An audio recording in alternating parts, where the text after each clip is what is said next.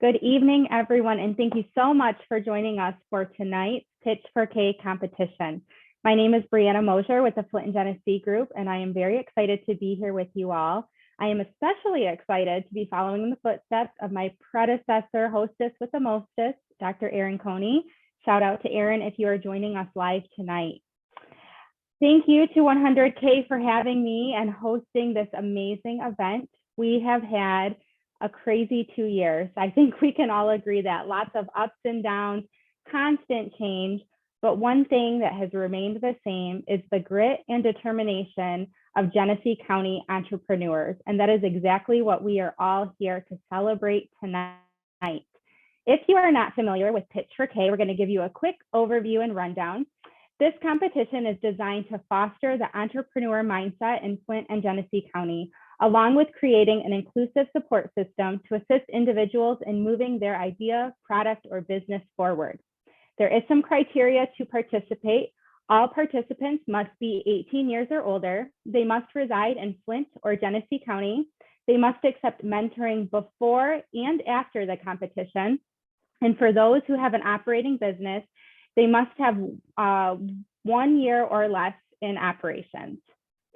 Now, today is the second of 3 Pitch4k competitions this year and the 8th overall. The 7th finalists were selected from over 30 submissions. So congratulations to all of those who are on tonight's call. As a part of their preparation, the finalists have participated in a pitch clinic facilitated by the University of Michigan Office of Economic Development, and they were paired with a mentor to assist in their pitch preparation. And they have been working so hard to bring these pitches to all of you tonight. We are surely in store for a treat. We want to say a big thank you to our competition supporters. First and foremost, thank you to our presenting sponsor, the C.S. Mott Foundation. Thank you to our award sponsor, Michigan Economic Development Corporation. Our second award sponsor, SkyPoint Ventures. Our live stream sponsor, Northgate. And our participant update sponsor, Flint Print. Now, I don't know who has had the harder job tonight, the ones who have prepared to deliver their pitches or the ones who are going to be judging them. We have 3 amazing judges joining us tonight. First up, we have Daphne Epps, Director of Youth Services from Mott Community College. Hello, and thank you for being here, Daphne.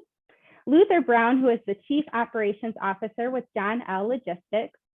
Quentin Messer, who is joining us from the Michigan Economic Development Corporation. Thank you guys all so much for taking the time to hear these pitches and select our recipients.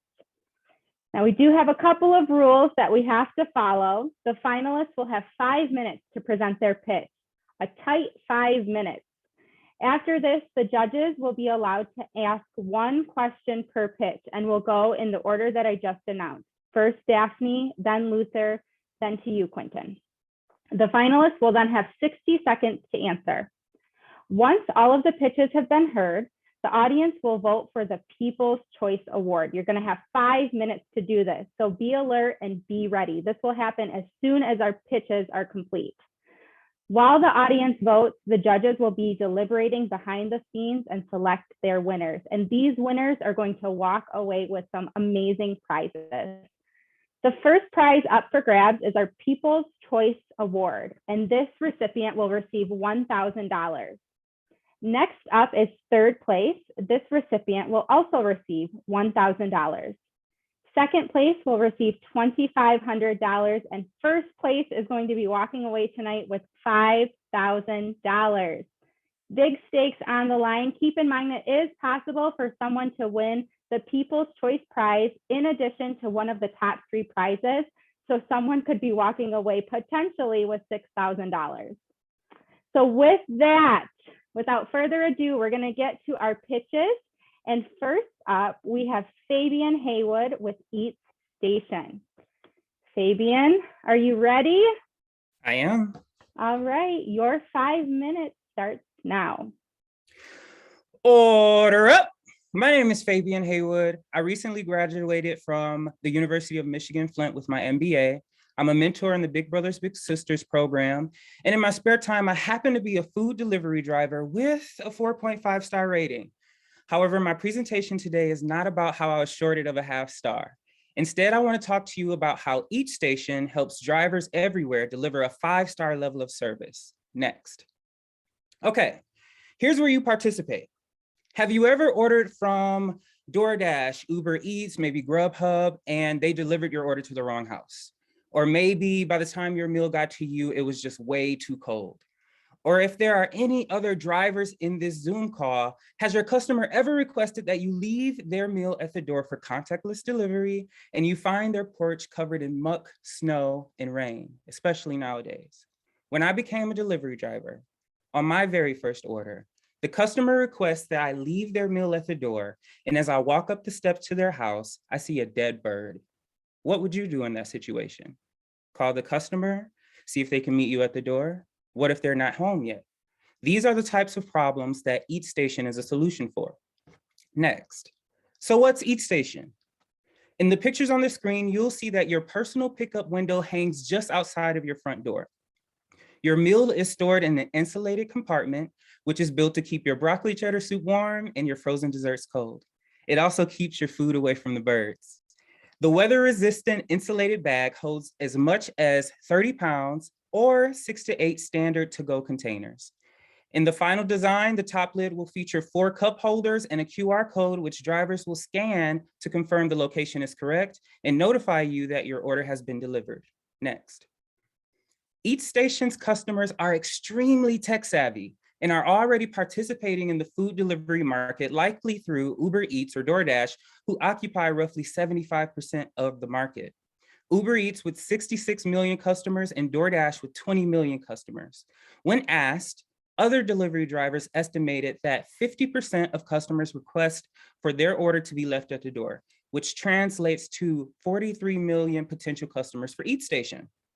In my experience, that percentage has risen to 80 or 90% as we continue to navigate the coronavirus pandemic, and more accurately represents 68 to 77 million potential users. Next. While working with 100K Ideas on market research, we found that there are no pending patents and no direct competition. However, the closest related products are packaged delivery boxes shown in the picture on the left, which are placed on the porch and are currently on the market for as much as $426. The goal for each station's price point is between $25 and $65. The packaged delivery boxes do not work well for customers with little or no porch at all. These boxes also neglect renters in most apartment complexes because they are safety hazards within the hallway shared with other tenants. Next. We will target these customers by licensing each station to the service providers. We will sell the license to companies that are dedicated to food delivery.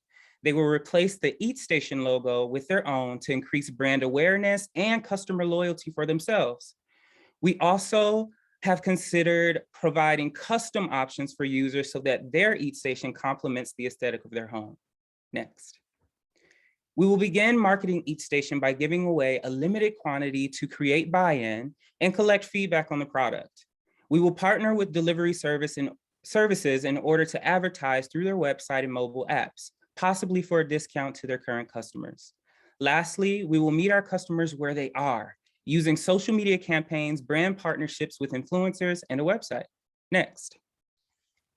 We've made it to the end, so I'll leave you with this. If you wouldn't put your shoes on the table, why put your food on the floor?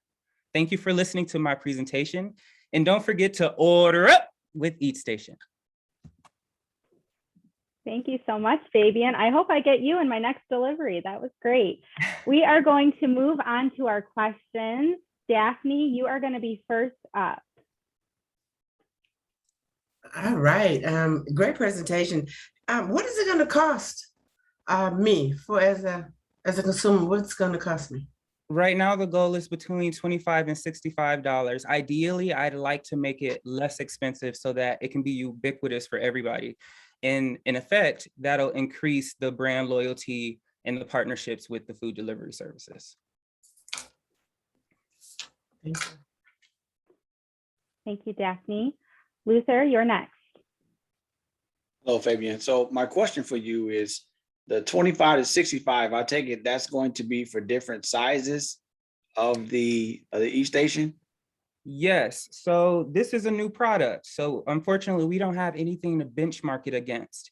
So we have a few different ideas as far as exactly what you said, different sizes. Sometimes it's somebody who lives alone who doesn't really need 6 to 8 to-go containers. So, and there's also different features, different styles of the product that we're considering. And so that's why it's a $25 to $65 range. Additionally, we haven't priced out the materials yet. So although we're trying to be cost effective, we leave that range just in case it's a little bit more and possibly a little bit less. Got it. All right, thank you. Thank you for that. Quentin, it is your chance to ask a question at this time. Good afternoon. Great energy, great idea. So is the only segment you're thinking about is the end user consumer, meaning the person who orders? Have you thought about potentially going to Uber or Uber Eats or the delivery companies themselves? I guess is one question. And then the other question is, have you thought about other uses for this box? Or is it going to be single use just for food? Could it be used for laundry or dry cleaning or any other thing that might be delivered to someone? Thank you. Well, the primary use for this product will be for food delivery. That's the current target and the audience that we're targeting at this time. However, we've considered a lot of different ideas. Just thinking about what's getting delivered nowadays. I mean, people are getting groceries, people are getting all types of things. And so, yes, this is where we want to start to see if this is a product that consumers would want. As we continue to develop contactless habits. But that's where we've started. Can you repeat your first question? Yeah, I was just thinking about as if in response, oops, I think I may be on mute. No, Can you hear me? Okay. Okay. So I think in response to your first question, you were talking about the price point. I was just trying to understand, is the exclusive end customer the person who's ordering the food, or could you potentially not only sell it to me at my house or apartment or wherever I might be, but could you also sell it to drivers themselves? Maybe as a way, I thought this started like you feel like you got robbed of the full half star. Mm-hmm. Could, you become like an Uber or premium driver that charges extra if you also supplied one of these boxes? I don't know. I'm just thinking, have you thought Thanks about for that? adding to my price model. I really appreciate it. That's an excellent idea. I think the focus absolutely has been the end consumer, but keeping the driver in mind, the fact that the driver has to deliver the food. We've been thinking about the fact that sometimes drivers are just full-handed, and creating the Eat Station in a way that it's easy to open for them, easy for them to scan the QR code. So we've considered the driver, but not from the perspective of them owning the Eat Station themselves, or necessarily being sort of a conduit to sell to customers. Fabian, it sounds like your wheels are turning already. If anyone listening to this presentation has a contact at DoorDash Corporate or Uber Eats Corporate, send them this way. Thank you so much, Fabian, and great job. Thank you. Next up, we have Jason Fay with My Bees Nest LLC. Jason, your 5 minutes will be starting now. Hello, everyone. I had someone ask me a while ago, what type of great things come out of Flint? And I told them Flint is a gold mine. I said, we have actors, entertainers, athletes. I said, we even have beekeepers. They said, beekeeper? Who in the world want to be doing beekeeping? I said, me. Hello, everyone. My name is Jason Bay, and I am the creator, owner, and operator of My Bees Nest LLC. Next slide, please. I am the first Black beekeeper of the city of Flint that has a beekeeping establishment. I began by my love of wanting to know how a little insect creates this healthy, nutritious food for human consumption. And we use our products for sometimes everyday use. So that drew my attention to wanting to be a beekeeper and learning more. From there, it just took off. And the reason behind my business too is that, I want to help out where I'm most needed at. Some people are allergic to bees. Some people just don't like it at all. And plus, with everything that's been going on, I want to bring you a taste of Flint through honey, seeing that we can get out and enjoy some of the fine things in life right now. Next slide, please.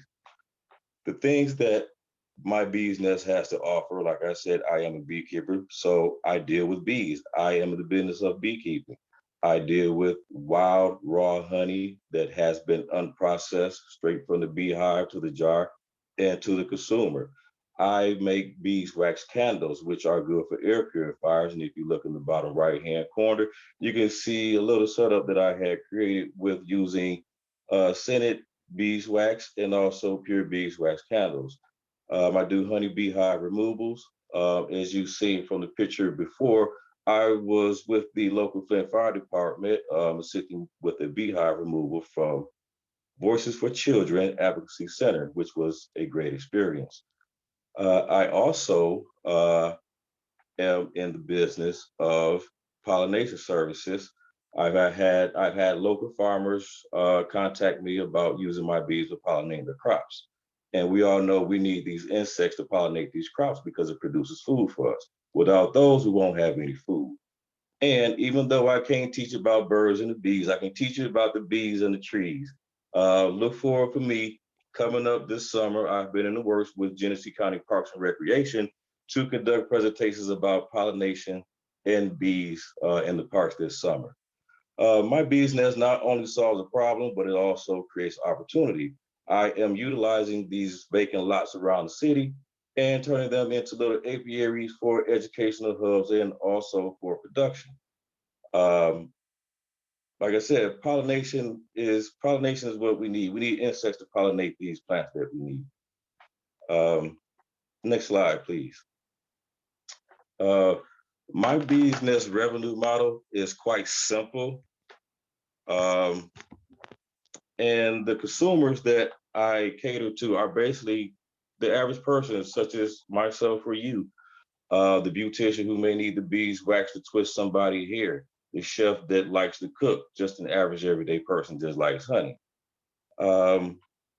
And the anticipated startup cost of one of these hives or hives based on 10 from the research that was done, it's about $8,000 to $10,000, which costs a pretty penny after breaking down the initial cost of hives, bees, clothing, and other things that go into beekeeping. But be fruitful in the end, there may be a $12,000 to $15,000 profit from those beehives based on how many pounds of honey that you get that year. Like I said, I'm a beekeeper, so I live like a farmer too. So my season is just like a normal farmer that produces food crops. So we are also dependent on the weather and certain circumstances of Mother Nature. The honey market globally, next slide, please. The honey market globally is worth $9.45 billion. And the estimated cost last year in just Michigan alone has been $9.45 million. Now I'm on the low end of this market, which is okay. It has advantages and disadvantages. His advantage is I'm local, I'm fair, quick access, and it is not processed. My disadvantages are just big corporations and other establishments that may have been around more than I have. But in a nutshell, that's me, everyone. That's my bees nest, and that's what I have to offer for the city of Flint. Thank you. Thank you so much, Jason. I feel like bees get a bad rap and you're helping them turn their name around. We're going to hand it over to the judges for questions now. Daphne, you are up first. Well, this is unique. The beehive had me scared, but it's okay. Thank you. A couple of, how long have you been a beekeeper?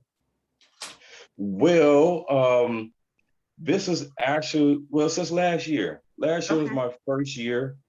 But the year before then, leading up to then, I was doing my research, reading, watching, inquiring, and it was no sooner than I got a chance to order my beads, get my equipment. I stuck my feet knee deep in it, and I took off. And it's been very beneficial since. Fantastic. Just one other quick question. I did not, maybe I missed it, your market strategy. My market strategy is basically I connect with the public through social media, Facebook, Instagram, Twitter. I'm in the process of creating those and finalizing those now.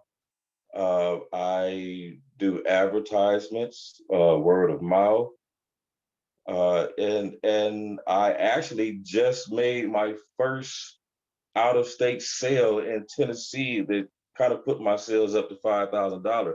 So I am known in Tennessee, Illinois, and Missouri, St. Louis, Missouri, already. So I've been traveling since this COVID and spreading the word about my business.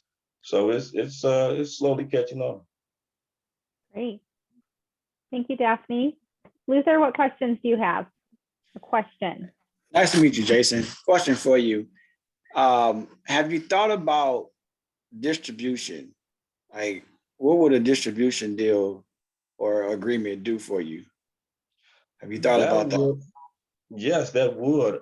So as far as right now, so there are two type of brackets that you fall up under when you're doing beekeeping. Two type of laws. So there's a cottage law where you make less than $15,001, and I fall up under that, where you can only just do things locally. So if I made above $15,001, that would put me in a commercial aspect where that could set me up to have those distribution deals that could basically skyrocket me, like no lie. And that is something that I am looking forward to do this year coming up if I have a good harvest, good honey harvest. And that would basically, like I said, that would set me off and my business would be global. Reed, do you mind if I get one more question then? You guys are cheating with these two-part questions, but I know, I I'm will let sorry. it slide. Quentin started it. No, but all right, Jason. So what would winning this prize do for you? Like, what do you think your next step would be if you were to win some prize money? What would you do with it? Actually, I would have invested into establishing more bee colonies. As the adage goes, gold is for the honey, green is for the money. The more hives I have, the more honey I have, the more money I make. And that will put me at that bracket where I need to be to set up those distribution deals. Speak to people in different states, set up my products in different stores, make contractors set up my products in these different stores. Yeah, that would oh man, that would take my foot up out of it, and I would have to put both of them in it and go from there and see how I can move. Thank you, Luther. Quentin, what questions do you have for Jason? You've disciplined me on asking a two-parter, so I won't. I'll just ask one question. So, congratulations on having sales in Tennessee and Missouri. So, my one question is, so what exactly did you sell? I sold myself and my honey. And just as everyone is surprised probably today of knowing that there is a person of color out here doing beekeeping, you know, I'm wiping away that myth and stigma that everybody has, that it's a bunch of old white men that do beekeeping, which that's what people think. And that's not the case. And I'm dispelling that. And like I said, I sold myself. I sold myself, and people don't know that there are beekeepers in Michigan. That was another thing that turned people on to me. And after sampling my honey, they were very pleased. So, you know, I not only sold myself, I even gave away products just so they can try. which I have no problem with. You know, I want everybody to enjoy it that they can enjoy it. Okay, so I can't ask a separate question. Fascinating, but I really want to ask a separate question. So, but congratulations on all the success. Thank you, everyone. Jason. Thank you, judges. Next up, we have Jeffrey Carey with Think Tank Brewery. Jeffrey, your 5 minutes starts now. Have you ever been interested in something new and you went to TikTok or YouTube to try and learn it, but it just flopped? Wouldn't you like a place to go to where you could meet like-minded people and develop your pursuits? Think Tank Brewing Company. It's more than a place that brews craft beer. We brew ideas. Next. Historically, experts and thinkers alike have gathered in their local pubs. From Mary Shelley to J.R.R. Tolkien, some of their best ideas have bubbled to the surface over a delicious beer. We want to offer this kind of space to the residents of Northeast Genesee County.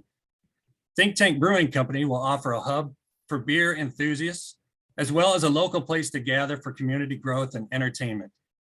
We'll do this by hosting live music, workshops, open mics, charity outreach, and more. Next. Think Tank Brewing Company has a step plan for product release. Our first step is to launch our 6 signature beers in kegs through small batch production and contract brewing. We'll distribute in local bars and restaurants using promotions like tap takeovers to create excitement for the products and establish our name. Our third step will be to open a tasting room for direct customer sales with 3 different cup sizes: id, ego, and super ego. Next. Fun fact, as seen in the chart, in 1976, President Jimmy Carter legalized home brewing and launched a revolution in the beer industry. Despite the COVID pandemic, the beer industry has proven itself to be robust and sustainable.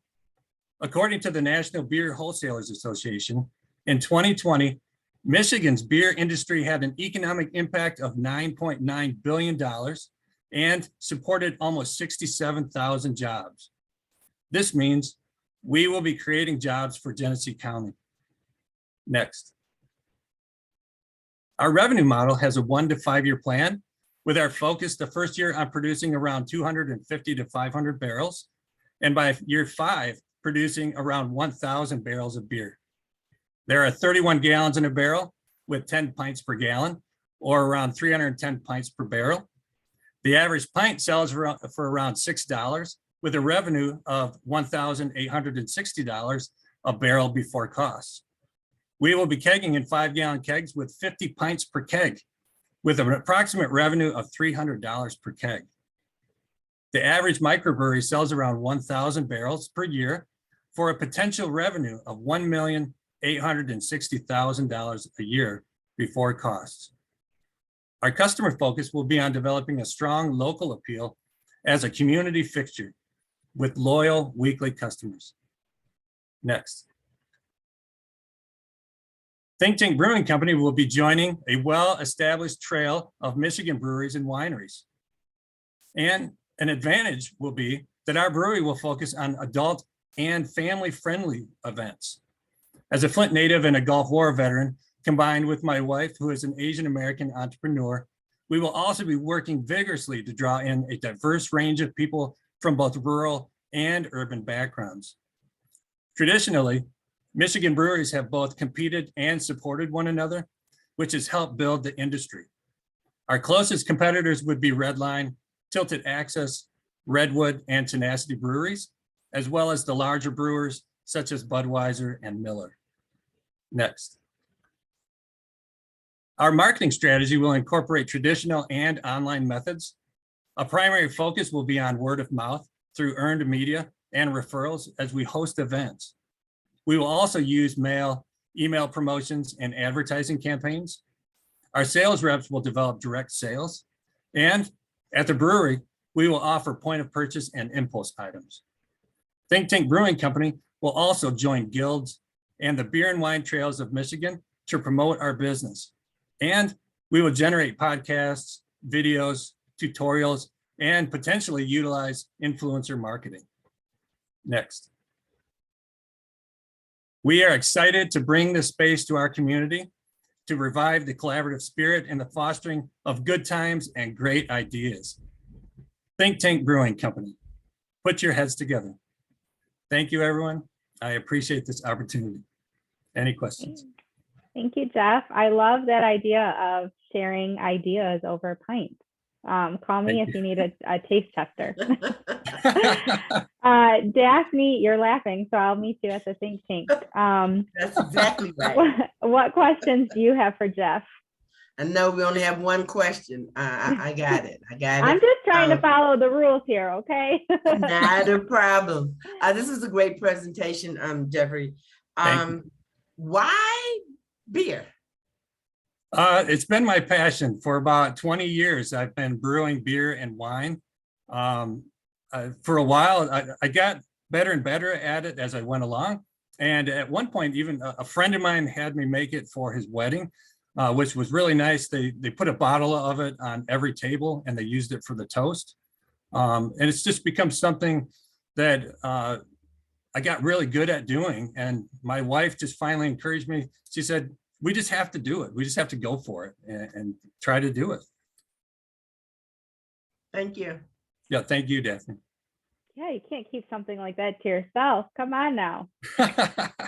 Luther, you're up next. What questions do you have for Jeffrey? Hi, Jeffrey. How you doing? Nice presentation. I like how everything's kind of laid out. So my question for you is, when you mentioned how much it costs you to, like, how much you would make off your sales and your projections and things like that. So the question I have is, how will this money help you scale to those operations? Yeah, thank you for asking that. If we get the $5,000, I'll be able to get a larger tank for brewing, and it will get us into that first step of making batches that we can keg and start getting out to local stores, restaurants, and bars. So it'll help me scale up and get us into that first step. Thank you, Luther. Great, thank you. Quentin, what question do you have for Jeffrey? Emphasis on one question, unfortunately for me.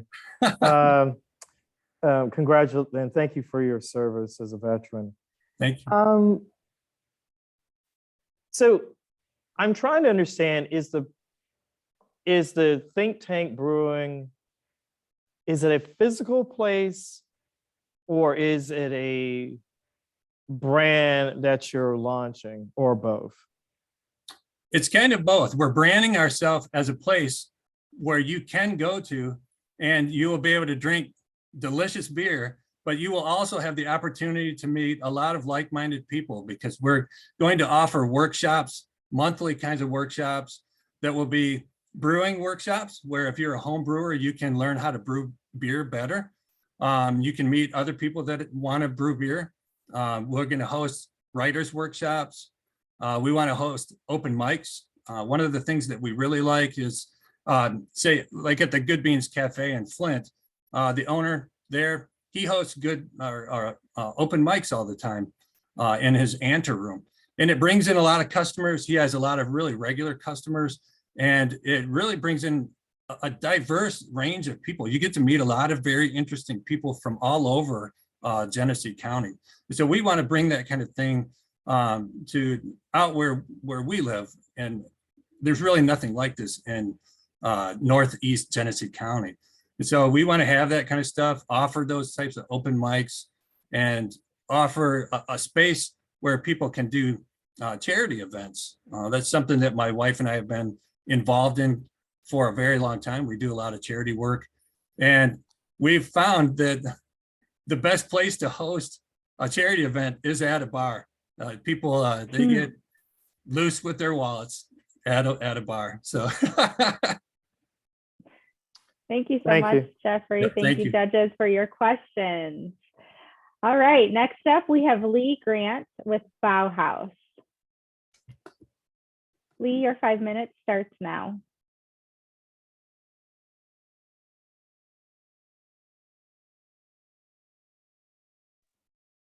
If we could have you come off of mute, that would be perfect. And if we could reset the timer for him, awesome. Lee, your 5 minutes starts now.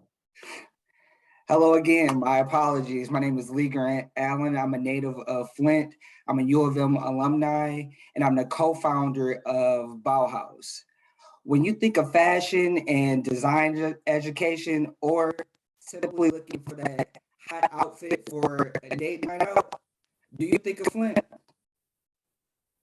Probably not, but now you can. Bauhaus is a lifestyle retailer whose mission is to build community and blur the lines between art and fashion. Next. Fashion, design, and retailing is on the upswing in Flint. Currently, there's no retail store that offers high-end streetwear nor education surrounding fashion and design industry. Flint has a lot of talented designers who are currently seeking additional outlets to sell their clothing. Next slide. Bauhaus is a brick and mortar space located in Buckham Alley in downtown Flint. You cannot miss this. It's a bright orange building next to the loft, freshly painted. The first floor will be dedicated to curating and offering the best in streetwear, sneakers, and interior decor. The second floor, though, is where the magic happens. That's our cut and sew workshop, where we'll offer curated classes as it relates to the fashion and design industries and taught by industry practitioners. But the best part about it is our accelerator program. The accelerator program will allow participants to, one, participate in all the workshops. We'll host one workshop a month in different facets of the industry, and then also allow those individuals who participate in our cohort the opportunity to sell their clothes in our store and receive 100% of the proceeds and gain one-on-one hands-on retail experience. Next slide. The streetwear market is estimated to be almost a $200 billion industry, with majority of the consumers surprisingly being under the age of 35, which is our target market. We expect our strongest market segment to be students at local high schools and universities, and also local sneaker enthusiasts from surrounding areas. Next slide, please. So our vision is, excuse me, our vision is much larger than your average retail store. We'll focus on 4 key revenue streams: retailing, which offering streetwear, sneakers, and apparel and interior decor; consignment, selling on behalf of other sneaker enthusiasts; and also our custom services, which will have a subscription base where we'll offer shoe cleaning, customization, and refurbishment. Next slide, please. Our competition includes national chains such as like Foot Locker, Finish Line, online merchants such as Kith, and resale platforms you may already know, StockX or Go. But we have an advantage because we're able to specialize and also pivot quickly as our demographic changes, and people want human interaction. They want to go in to a brick and mortar store and communicate, talk, feel the product, and also our consignment fees are much lower than other competitors. Next slide, please. We will continue to sell on social media platforms such as Instagram and Facebook, and our word of mouth will draw students and consumers. We take pride in the community. We've hosted 5 or 6 pop-up shops during Art Walk, which we allow local designers and artists to come in and sell their products or art and keep 100% of the proceeds. And this has given us a lot of positive feedback within the community, and upped our following on Instagram and Facebook. And we'll also be able to sell online as well. Our target market has to currently shop outside the city, but now Flint and surrounding residents will have the opportunity to shop, interact with product, and also get educated on the streetwear industry all under one roof. Next slide. Thank you. And just remember, everyone is welcome at our house. Appreciate it. Thank you so much, Lee. I was wondering, you answered my question, if that building was actually painted that color, because I haven't been in that alley in a while, so I'll have to do a drive-by and take a look at it. But that is Oh, going to be a great addition to that alley. Okay, first up, we have Daphne. Daphne, you can go ahead and come off of mute and ask your question now. Lee, very interesting presentation. thank you. Yeah. So you're a consignment shop and you will assist and teach others how to sew, and you have streetwear. I guess my question is, where are you going to get your merchandise from? Because there was a lot going on in there. Yeah, so our floor consists of 2 levels. The main level, which will be our retail space. Mhm. Inside that retail space, you'll have Mhm. sneakers, and you'll also have other high-end streetwear. That's our main product line. We have different vendors, and currently we're in the resale market as well. But as it relates to consignment, Mhm. this is for sneaker enthusiasts. Because a lot of times, a lot of sneaker enthusiasts, they sell their product on StockX or Go, which those particular sites have high service fees. So instead of going to StockX and Go, you could come to us in your local community, and we'll help you sell your product inside the store and online. And as Okay, no, thank you, because I gotta let my other judge partners get in there. We don't want Miranda to get at us. That is great. So you're consigned. Thank you. no problem. And that sneaker resale game is no joke. If you're not familiar with it, those prices on GOAT can get up to like $400 for my size of the Nikes that I looked at yesterday. So Exactly. And oh, sorry.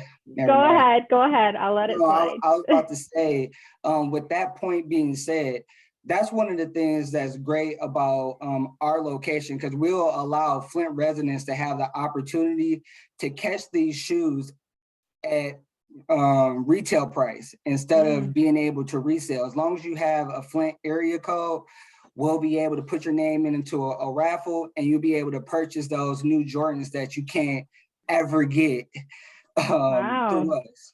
Very at cool. Retail price. Very cool. Luther, you're up next. Hey, how you doing, Lee? Nice to meet you, man. Hey, pleasure. Question for you. You mentioned that your business could pivot. With all that you have going on, how is it easy for you to pivot your business as the market changes? Well, what I was pertaining to the pivot, I'm actually talking about the clothing and the things that we carry. Because right now, within the market, when you go to different stores like Foot Locker or Finish Line, they don't necessarily cater to their particular demographic and needs. So as different communities come into the downtown Flint area, students and things like that, we're able to carry different brands. We don't have any limits to what brands we can carry, who we can work with, how we can shop or sell. And that's the advantage that we have over a Finish Line or Foot Locker. If you come to the store and you say, hey, I don't see any Fear of God merchandise in here, that's some of my favorite. You know what, Luther? Next time you come back in the store, I'm gonna give you a phone call, let you know that now we got Fear of God product within the store. So that's how we're able to quickly like pivot and change based on our demographics and customer needs. Great. Thank you. No problem. Quentin, you're up. Hey, Lee, congratulations. Very interesting concept here. You say that you have a physical location already, the freshly painted orange. What's your current revenue generated? Right now, we haven't opened yet. We plan on opening in April. Okay, thank you. Yeah, no problem. Great, thank you. Thank you, Lee. Thank you. Next up, we have Leo Robinson with Good Laundry. Leo, your 5 minutes starts now. Good evening. I'm Leo Robinson. Thank you for joining tonight. I'm a Flint resident, born and raised, and I'm a husband of 18 years and a father to 5 awesome kids, 4 biological and 1 adopted. The age range from 1 year old to 22. I'm a graduate of Central Michigan University, Fire Up Chips, Bachelor's of Science of Community Development, and also the Executive Director of Good Laundry. Next slide, please. Good Laundry, our mission is changing lives with access to clean clothes. So I'll go over the entire scope of what Good Laundry is. But before I do that, I want you to understand that it really is our mission to change lives with the access to clean clothes. So here's a big question for you before I go explain what Good Laundry really is. Next slide. For my judges, just for you to think about this and all who are watching, what is the biggest difference between these 2 shirts, the one on your left and one on your right? Take a couple seconds to think about it. Next slide, please. If you thought the biggest difference is the one is clean and one is dirty, you're absolutely incorrect. The question is, what is the biggest difference between the 2? Next slide. Flint, we have a problem, especially with the residents of the 485 zip code. Hygiene poverty is at an all-time high. The median household income is under $15,000 per year. There's an average of 3 kids in each home in this area.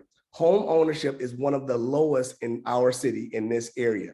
That means individuals are renting homes where they don't have access to laundry machines. Why is that a problem? Because there's no laundromat facility in a 4-mile radius of the 485 zip code. And most of the individuals, over 75% of the individuals in this zip code depend on public transportation. We serve 3 school districts in a 3-mile radius: Beecher schools, Kersley schools, and also Flint schools. Next slide. So what is hygiene poverty? Hygiene poverty is not being able to afford many everyday hygiene essentials. It's the reality that it restricts people's options, leaving them to decide between paying bills or paying for hygiene essentials. Next slide. So to answer the question, shirt number 1, you may thought it was dirty, but the biggest difference is it is linked to high truancy rates. That means students, our most vulnerable young people, are not attending school because of how dirty their shirt is. It's also linked to low grades. It's also linked to high dropout rates, low self-esteem, anxiety and depression, suicide and bullying, and also with parents and other adults, is linked to low employment and retention rates. Next slide, please. Shirt number 2 is linked to lower truancy rates, high graduation rates, high self-esteem, anxiety and depression are lowered, suicide rates are lowered, and high employment retention rates are among adults and parents that are linked to this clean shirt. So here we go.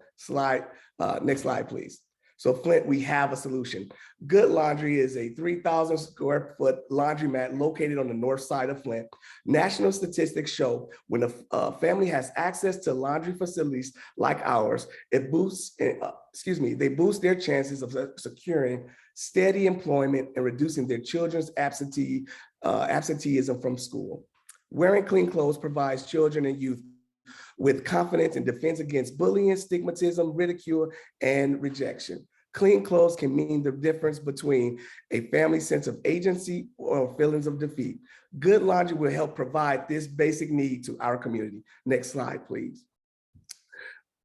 With the self-sustaining, because we are a nonprofit, our laundry services will be below the national average. Depending on the load size, the average cost is projected to be around $2.50 per load for washing and 25 cents for every 7 minutes of drying. We won't have cash on site. Individuals will have a card they'll be able to load from online. The other part of this is due to us being a nonprofit, we are also set up for donations and grants as well, helping with we don't have to charge individuals the $7, $8 price range for their laundry. But the biggest deal is that we are able to set up for the families and to link in with the volunteers, that we are able to connect with the people here, because it takes about 3 hours to do their laundry, we'll be able to find those needs that are also other voids in their life, whether it's tutoring and employment, any other issues that they have in their life. Next slide. And next slide. So thanks again. If you have any other questions, I've been Leo, and we're changing lives with access to clean clothes. God bless. Leo, thank you so much. I don't know if you remember me or not. I'm the program director for Lead Now, and I just can't even believe how far this idea has come since it was a planted seed in your head, you know, of something you wanted to do and get up and running to where it is now, and the true push you have behind it. So awesome job. Thank you. Daphne, you are up first. Okay, I remember the time of being a single mother and trying to rent, and you're absolutely correct, trying to rob Peter to pay Paul to keep the clothes clean and food in the refrigerator and everything else. So this is an absolutely awesome idea. How would these funds support this? So yeah, again, it is low cost. We are nonprofit, so we're not looking like the other laundromats where we're trying to make a overhead price where they're charging, like I said before, $7, $8 per load when it comes to laundry. We're nonprofit, so we're able to, just like we received a $10,000 grant from an organization in Tennessee. So that helps lower the cost for individuals that's using our facility. Okay, I think I may admit, I don't think you understood my question. How would winning this money help you? Oh, sorry. Yeah. So the money today would actually go into helping the card readers that we're trying to, it will help complete that cost of the card readers that we're trying to purchase. Thank you. It's a great idea. Thank you, Leo. Luther, what question do you have for Leo? Leo, good to see you again. So I'm going to just say I don't have any questions. Great presentation. All right. Luther forfeited his question. So Quentin, if you have two. I do. Congratulations. Daphne, I see you. I'll come back to you. Now, I'll actually, Bree, do you want me to explain why I forfeited my question? No. All right. We're past you now. Quentin, go ahead. I'll only ask one and defer to the woman on the panel to ask a second question. Obviously, tremendous idea. So you're planning to operate this as a not-for-profit, correct? Correct. Okay, thank you. Simple enough. Daphne. Here Very I nice come. of Quentin to give you that extra question. Thank you, Luther. Where is this building, or where is this at? Where's this located? We're located on the north side of Flint, right off of Selby and Carpenter Road. And it's our hope as well that we'll be able to multiply outside of this 3,000 square foot building that we're in as well. With the list that we have, we know that it will be very shortly used because of the individuals that will be coming in here as well. So, but right now, along the bus line? It is, yes, ma'am. It's strategically placed on the bus line, yes, ma'am. Thank you, Bree. I snuck one more in, but all right, thank you so much. Great job, Leo. Next up, we have Michelle Cardillo with Vehicle City Vintage. Michelle, your 5 minutes starts now. Hello, everybody. Hello, everybody. My name is Michelle Cardillo. Hopefully you can hear me now. First, a little bit about myself. I am a boy mom. I have 3 little boys, Trenton, Silas, and Ian, and they keep me very busy. I have lived in the Flint community for over 20 years off and on. And I've also been involved in Flint. I was a student at University of Michigan, Flint. And I also worked in the banking industry at Citizens Bank for 10 years. So I have had a very strong connection with Flint and the downtown area for many years. I'm very excited to present to you my vision, Vehicle City Vintage. Vintage that brings you home. Next. First of all, I would like to establish that we have changed our retail arena drastically in the last couple of years. We've experience changes in how we shop, when we shop, and where we shop, and even who we shop with. Some of the things that we've experienced during this time is a loss of connection. My vision brings a connection back to our community and to our shopping experiences by using the power of vintage. We have a very strong connection to our local community in Flint, Michigan, and we also are able to utilize the vintage connection in an eco-friendly way by not producing mass-produced products. It is our hope that we will offer a hybrid shopping experience, one unlike any other today. And we will also hope to bring people together through this endeavor. Next. Our products include vintage memorabilia from Flint, Michigan. We also offer vintage toys, that one-of-a-kind collector's item that you've been looking for. Many people enjoy playing with the toys that they used to play with when they were children. Also listening to the old records that their parents used to play, or even looking through old vintage clothing. So our products offer that connection of nostalgia and memories and a sense of family. Next, please. We have a wonderful market opportunity. The market opportunity online and also in person is women in the ages of 35 to 65. We have a 500 plus potential customer base with our social media following today. And we also are establishing e-commerce sales.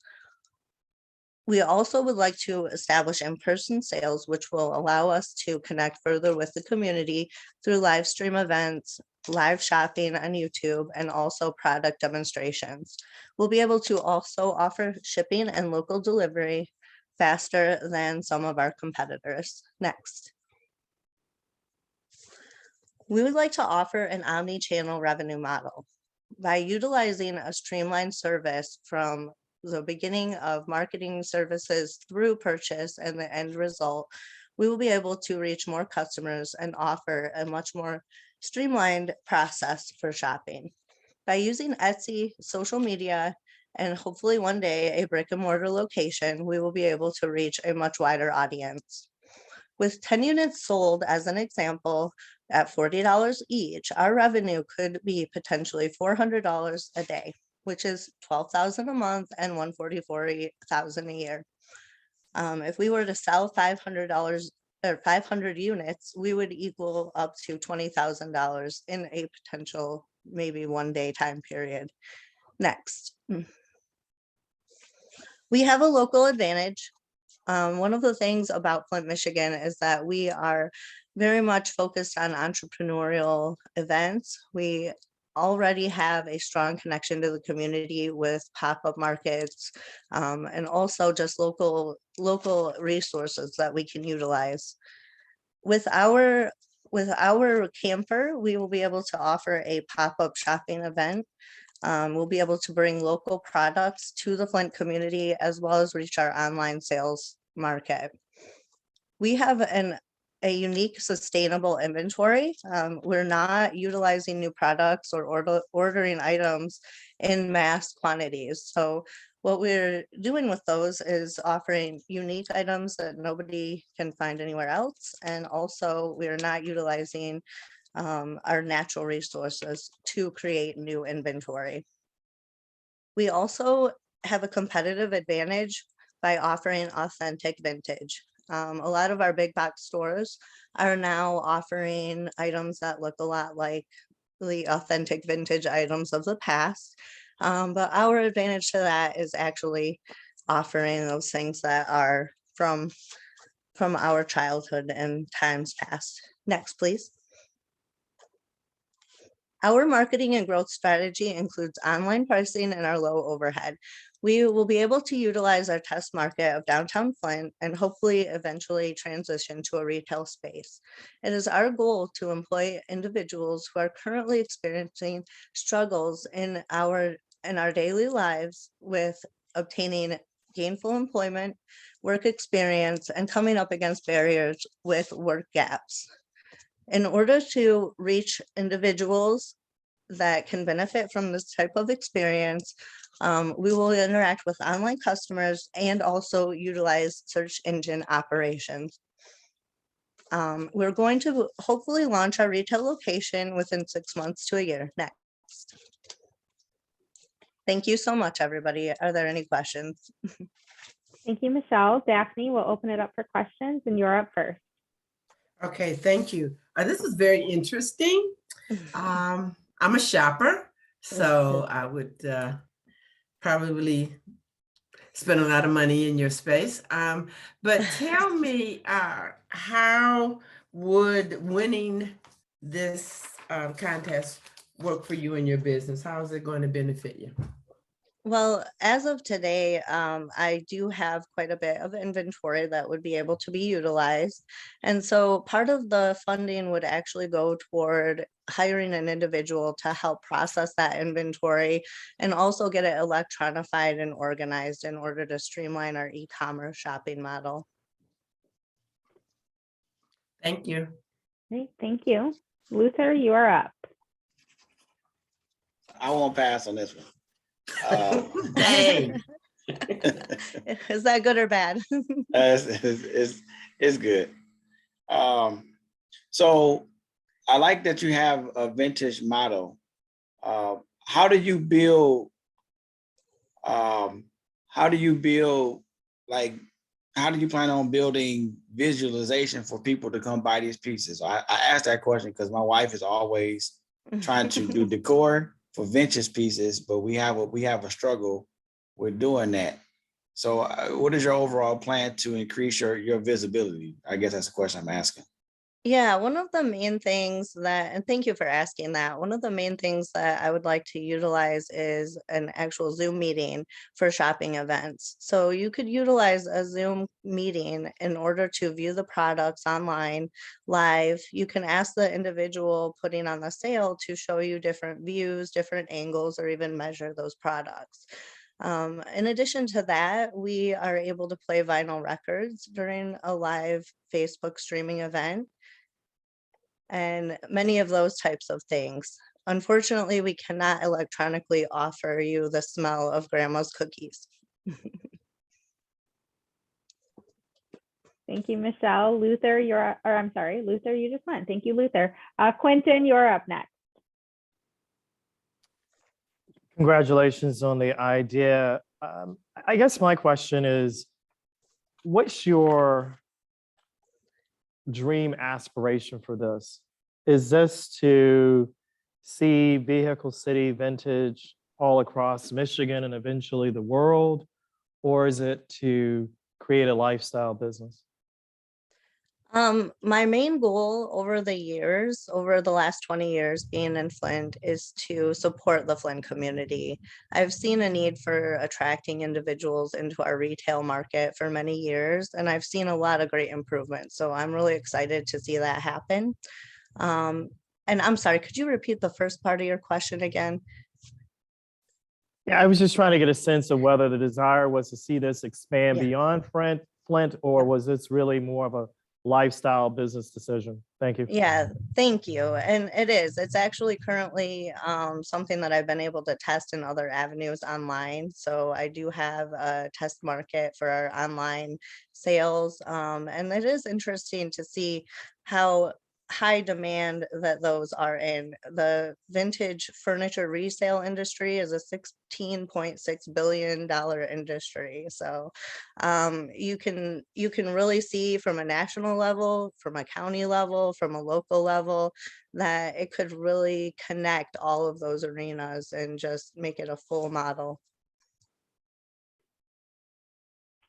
Thank you, Quentin, for your question. Thank you, Michelle, for your presentation, and to all of our participants. Amazing, amazing job. For those of you that are watching us live, our participants have been practicing over the last several weeks to run through their presentation, tighten up the time frame, and even just since Tuesday, I'm like blown away by how much preparation has gone into these pitches. So great job to all of you. It is now time to move on to voting. So I mentioned our judges are going to be deliberating for that first, second, and third prize, but you as audience members have the opportunity to vote for your People's Choice winner. So go ahead and grab your phone or type it into your computer, however you are joining us, and go to voteforpitch.com. This will bring up the People's Choice voting screen. Once you are on the website, you'll be asked to place in order the finalists based on preference. So all you have to do is simply drag and place each person in the order that you decide. People's Choice voting will be open for 5 minutes. So our 5 minutes will start now.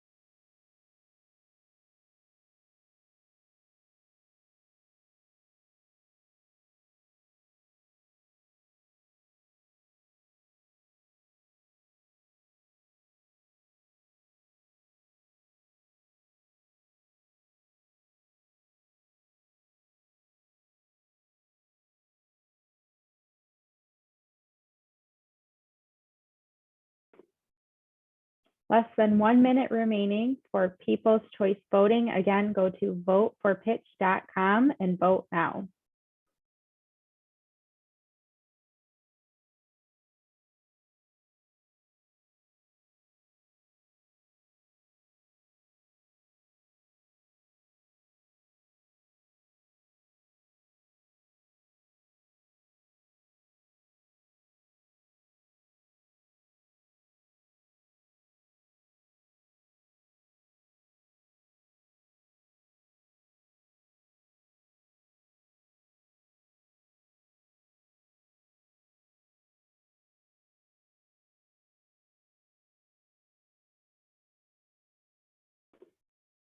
All right, People's Choice voting is now closed and the judges are deliberating. So now comes the hard part for our participants of waiting to hear those final results.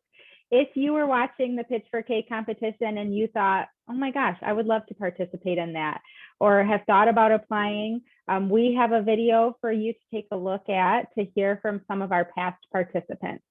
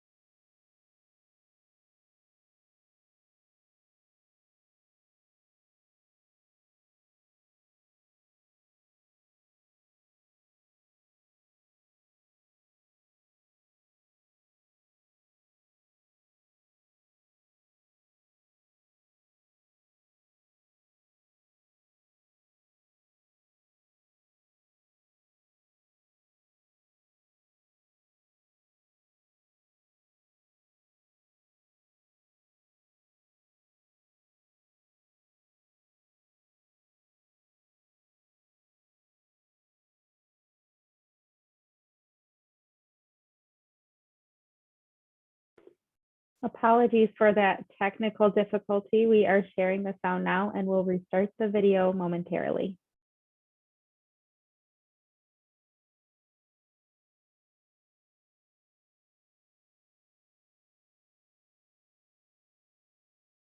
Here in Michigan, but we're now in 6 other states and eventually looking at doing more global work. Since the competition, we've been working to increase our brand awareness for our online e-commerce store, and it's been a huge success. I would say we've definitely seen an increase in brand awareness for us because we've had people come up to us and say, hey, I think I saw your pitch on 100K Ideas, and I think it's super cool to be recognized in my city. So far from 100K Ideas, my favorite part about collaborating with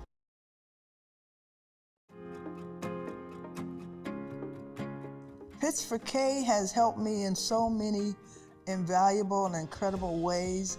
I told them when I first came I have a book of ideas, but that's all I have is a book of ideas. But I was able to bring an idea to life and they helped me to do that. Pitch4k helped me with paying for my patent, and they also helped me with the binder with finding out if my idea was already out there on the market, and it wasn't. Pitch4k has helped tremendously. They were a resource center for coming in, learning about your target market, helping with your research, also talking to you about how to brand your product. They were wonderful. It's been a great opportunity for networking experiences. I've been able to meet other female founders, other business owners, and just to connect with other people with like-minded ideas and goals in the community. Since the competition, I am now patent pending, and I flew to LA to attend a shoe surgeon school to create shoes, and I also got braces made through Oakland Orthopedics. Since the competition, I have just been, looking to grow the company that originally was just for here in Michigan, but we're now in 6 other states and eventually looking at doing more global work. Since the competition, we've been working to increase our brand awareness for our online e-commerce store, and it's been a huge success. I would say we've definitely seen an increase in brand awareness for us because we've had people come up to us and say, hey, I think I saw your pitch on 100K Ideas, and I think it's super cool to be recognized in my city. So far from 100K Ideas, my favorite part about collaborating with other people in the industry has been being a mentor. I love being able to connect with my mentees and being able to help them through the pitch process and being able to see their businesses succeed from there. The mentorship was wonderful. It could have been you know, like angels coming out of heaven. There's a lot of benefits of working with a mentor. Honestly, they're kind of just like your second eye. You know, you may go through in your presentation or your pitch or speech or whatever, you might be working so hard on it that you're just so focused and you just can't see it a different way, but that mentor might be able to help guide you. So being a mentor has been very rewarding, and that's just in general. I enjoy mentoring because, you know, to much is given, much is expected. And so to be able to have the opportunity to win the first place prize, I just thought it was important for me to also do the same. And be able to help others to be able to kind of realize their dream in their businesses. So it's been rewarding for me because I love learning about other people's businesses and then also seeing them actually take it to the next level and scale it. So I want to say there's really nothing in it for them besides the fact that they want you to win. So they're taking the time out of their day to help you win. If you ever have an idea and in your gut, you know that your product is worth investing in, do not sit on the fence. Get off the fence. Come in and talk with somebody. Even try the binder, you know, the binder idea with 100K. If you're not sure you want to be a part of the competition, I would say try it, because I did it 3 or 4 times and lost. And then finally I did win. So here's the thing, with 100K, everybody here is so nice. They're so welcoming, so accommodating. I've done pitch competitions before, and it, you know, it's super nerve-wracking, and you know, but these were people that were part of the community. And so I would tell anybody, take the chance. Do you know, what do you have to lose except success? That's the biggest thing you would have to lose. Whether you win or not, you get the exposure. And then you get an opportunity to try again. And so, but you gain experience, you gain knowledge, you gain so much understanding, things become so much more clear. So I would say come in, talk to somebody, get out here. We need your ideas. I mean, we are in a crisis right now where this is the perfect time where out of something bad, something beautiful can be created. Do it. Stay motivated and you're going to get it. Don't discount yourself.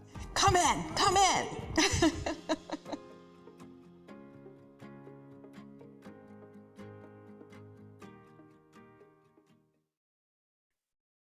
All right, so again, if you are interested in participating in Pitch4k, you will have the opportunity to apply after this presentation, or if you're interested in working with 100K Ideas, information will be available on that as well. Our judges are still deliberating, so while we wait, I'd like to, hear from some of the individuals that we have on the call. We heard a lot in that video about working with a mentor. So if you would please come off of mute, one of our participants, what did that mentor process do for you? How has it elevated your idea?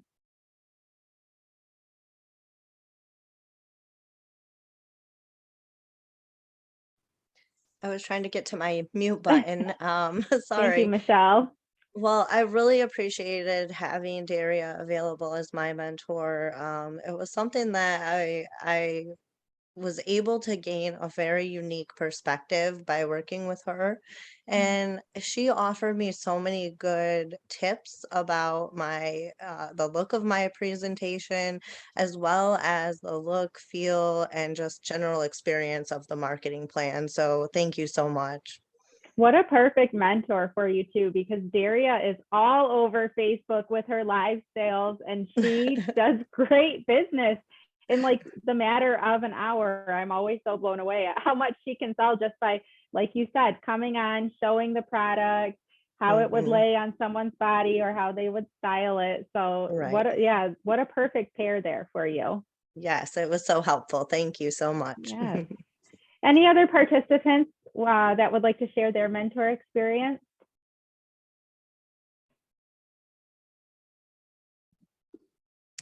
Yeah, I don't mind sharing. Oh, who's speaking? Go ahead, Fabian. You can go first if you want to. My mentor has been Pranita, and her specialty is in patents, and that's kind of the phase that I'm in with my my project.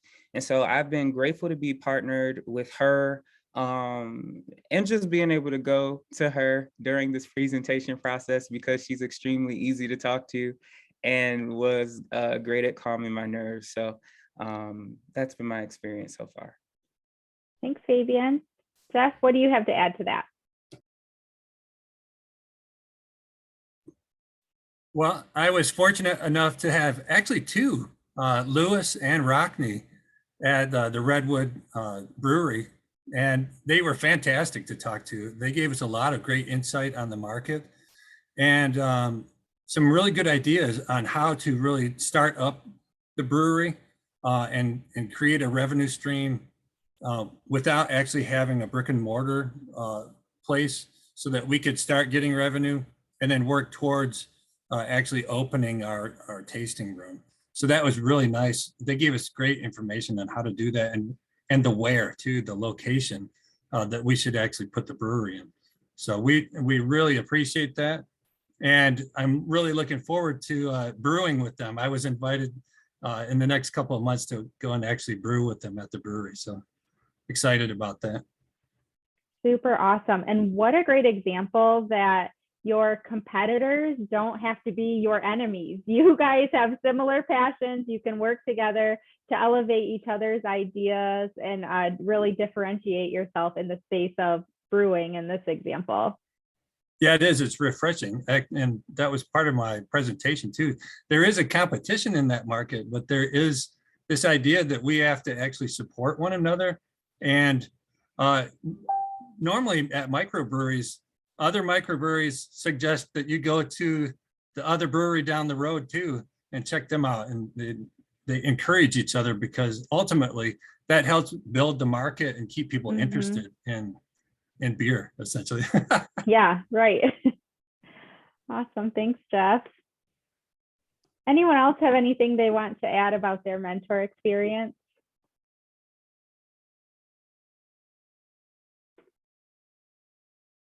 Who's glad that that's over? Not the mentor experience part, but the presentation part. Anyone have any major jitters coming in tonight that they had to overcome to present to a live audience? I don't think, not necessarily jitters. I just would have preferred being live, just because that's the type of person I am. But the online process is a hard thing to try to cope with in this. Even though Zoom has been our life for the last almost a year and a half, 2 years, it's just, it felt like it would have been easier to make the pitch with people around. But that's where most of my jitters were coming from, is not being able to see the audience. Like I. Well, as a pastor, you have to be used to that. Standing up and talking in front of a ton of people. There were a lot of people watching the live stream tonight. So thank you to all of our guests for joining us live and cheering everyone on from afar. Anyone else feel the jitters or anything as they were preparing for tonight? I think the the first 5 minutes before the event starts is probably my hardest part. Yeah, it's hard to get up here, talk about your business, talk about your product, yourself. You're really putting yourself out there. And I fear that might be something that could hold participants back from applying, because they don't want to have to get up and talk in front of people. So what advice would you guys have for people who are thinking of applying, but maybe not so sure about the presentation part? Honestly, just do it. I'm more of a behind the scenes person. I don't really like doing a whole lot of interviews and stuff like that. And so this is definitely outside of my comfort zone, but I'm glad I did do it. And just for the exposure, to be honest, and the practice. So yeah, just go for it. Anyone else have any encouraging words to offer? I was going to agree, just do it. I did. The only jitters that I had was if I was going to go over my time and not say enough. I'm used to speaking in public, doing social work, and by my voice being deep, I've put my foot in doing voice acting too. So I've been doing like auditions and scripts and everything like that. So I didn't have a hard time. I didn't have a hard time speaking, but keeping the judges and the audience captivated is one thing. And I was taking that word pitch literally. How can I actually pitch this? Like, what are some things that I can say and not overdo or underdo that could bring the attention of my business out? So that's pretty much what I basically focused on. Yeah, I mean, if anyone's going to be fearless, it's going to be you, the guy who gets out Exactly. there with the bees. Great. Well, as we wait for the judges to deliberate, what I would encourage you all to do is to stay in touch. You've heard everyone's ideas, you've heard their pitches, you know what strengths they bring to their business. These are your people. You guys are the entrepreneurs of our community. And what a better group of people to bounce ideas off of, to brainstorm with, maybe even at the think tank one day over a pint, like I said earlier. But these are the people that you can lean on to continue to push your businesses forward and to really elevate everything to the next level. All right, we are still patiently waiting on the judges to deliberate.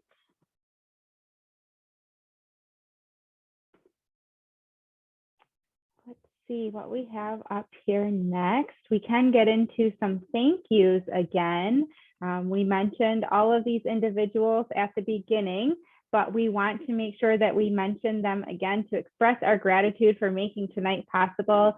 Thank you again to our presenting sponsor, the CS Mott Foundation, who you are seeing here on the slide. And if you haven't been to downtown Flint lately, drive by the Mott Foundation building. It is amazing at night. They just put in some new lights and they are beautiful. Thank you to our award sponsor, Michigan Economic Development Corporation, and Quentin for being here with them. Our participant update sponsor, Flint Prints, located downtown inside the Ferris wheel. Our award sponsor, SkyPoint Ventures. Our live stream sponsor, Northgate. And again, a big thank you to our judges who, like I said, are doing the hard work and deliberating behind the scenes. Daphne Epps with Mott Community College, Luther Brown with John L. Logistics, and Quentin Messer Jr. with the Michigan Economic Development Corporation. We also have some amazing mentors to recognize. You've heard a little bit about their experience in working with these participants already. Thank you to our mentors, Thomas Koch, LaAsia Johnson, Don A. Bailey, Letitia Slappy, Printa, Daria Brown, and Rockney and Lewis from Redwood Brewery. Our selection committee was made up of 3 key individuals, Joyce Suber, Paula Nass, and Marcus Rankins. Again, congratulations to our participants who were selected out of over 30 submissions that this selection committee reviewed. Thank you to our partners, the Flint and Genesee Group, my home team, the University of Michigan Office of Economic Development, the Ferris Wheel, 360 Interactive, who, like Leo said, it'd be better to be in person, but if we have to be virtual, who better to have behind the scenes making everything work so smoothly? So thank you, 360 Interactive, and 100K Ideas. As I mentioned earlier, you guys are going to have your chance to pitch for K very, very soon. The next competition will be taking place on May 11th, 2022, and the submissions are now open to apply. The deadline to submit your idea is February 28th, 2022. Don't let that fear of getting up in front of a group of people stop you. Like they said, just go for it. Get your applications in today. And now, without further ado, we have the winners in my envelope, my digital envelope, my phone. Our judges have deliberated, and do we have them back in the room with us?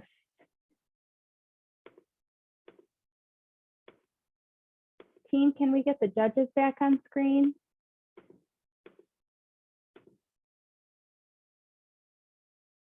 There we go. Thank you, judges, for all of your hard work and quickly deliberating behind the scenes. All right, we have Winners to announce. We are going to start with the People's Choice winner, who received 158 total votes. That People's Choice winner is going to receive $1,000. And it is, drum roll please, Fabian with Eat Station. Fabian, you are our People's Choice winner tonight and the recipient of $1,000. Congratulations. Next up, we have our third place winner. Third place is also going to receive $1,000 and will go to Jason Bay of My Bee's Nest LLC. Third place to Jason Bay. Congratulations, Jason, the recipient of $1,000. Second place and the recipient of $2,500 tonight goes to Jeff Carey with Think Tank Brewery. Jeff, congratulations on receiving $2,500 for second place. And finally, our first place winner for tonight's Pitch4k competition, walking away with $5,000, is Fabian Haywood of Eat Station. 5,000 plus the 1,000. Fabian, you are walking away with $6,000 tonight to put into Eat Station. Congratulations. And again, thank you to all of our participants for your hard work. If anything, tonight was a great way for you guys to get your message out there, get your idea out there, find some new supporters, and congratulations to all of our winners. With that, we come to a close of tonight's Pitch4k competition. Fabian, any last first place words that you want to leave us with as we wrap up today? I just want to thank God first. Thank all of my friends and family who have been in the comments. I see you, I love you, I thank you, I appreciate you for showing up. I appreciate all of the talent that is in our city, and I'm grateful to have been just even in the same competition as all of my competitors, I'm sorry. And I don't want to keep you too long, but this process was extremely intimidating for me. First, because 2 weeks before this competition, I really wanted to give up on this idea. And I didn't want to keep going with it. And then 2 weeks later, I find out I've been accepted into a pitch competition. And the next reason is that I get to the pitch competition and I see one of my old mentors, Mr. Leo Robinson, is one of my competitors, and he's an orator, he's a pastor, he's a speaker. But one thing that he used to say was to seize the opportunity within the lifetime of the opportunity. And I'm just grateful that I chose to participate, and thank everybody, and thanks to 100K, and thanks to Pitch4k. Oh my gosh, what a full circle moment. I love that. Thank you again to all of our participants, our judges, our sponsors, our partners, everyone who made tonight possible. We will see you next time, May 11th. And again, submissions are open, so get your ideas in today to participate in our next Pitch4k. We'll see you next time.